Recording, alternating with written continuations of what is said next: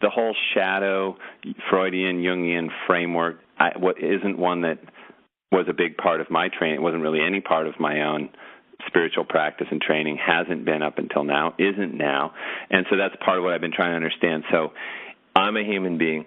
I have a lot of tendencies that are not aligned with my higher nature, that are not helpful, that are not optimal at all, and I need to evolve those so that I can be a more of a fit vessel to, as we said before, to serve the divine or to serve the evolutionary process. And a lot of it's somewhat unconscious.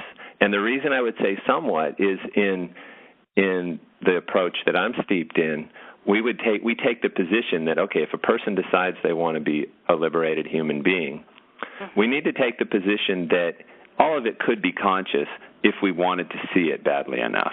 And that the reason it's not conscious, meaning the reason it's out of our first-person self, our first-person identity, our awareness, is because we really don't want to see those things. And how do we bring it all into full conscious awareness? Yeah. Well, you did something really beautiful, actually, just in what you just described, which is in my identification, I move towards that which is direct, that which is honest, and that which is forthright.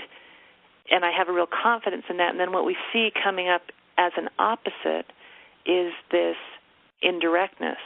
And so I think that just even the fact that you kind of raise those two poles as somehow in relationship to each other, like as we move into these levels of development we're working now, it's not so much opposites as it is polarities, right? And as I identify with this directness, in what way is the indirectness showing up? Where is it on the boundary? Where is it on the fringe? How's it not being spoken?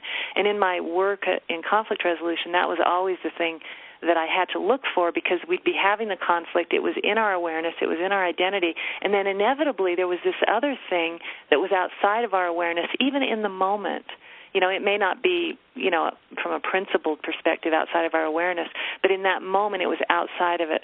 And so then looking to always having a curiosity about what's on the fringe. So for you right now, even this moment of holding the direct and the indirect, and what is it right now that's indirect? How's it coming up? And what's the wisdom of that indirectness? And how is it informing what we're doing? So that holding polarity becomes really important, and paradox in a certain way. We just get much more we become vehicles of transmutation. Yeah. So that we're working very energetically now. And really, I personally feel like the vehicle is always through the heart, that through somehow holding the brilliance of the directness and the whatever it is of the indirectness, whatever that quality is, that through the vehicle of my own heart, the whole thing can be worked, and we can move levels. We can keep moving.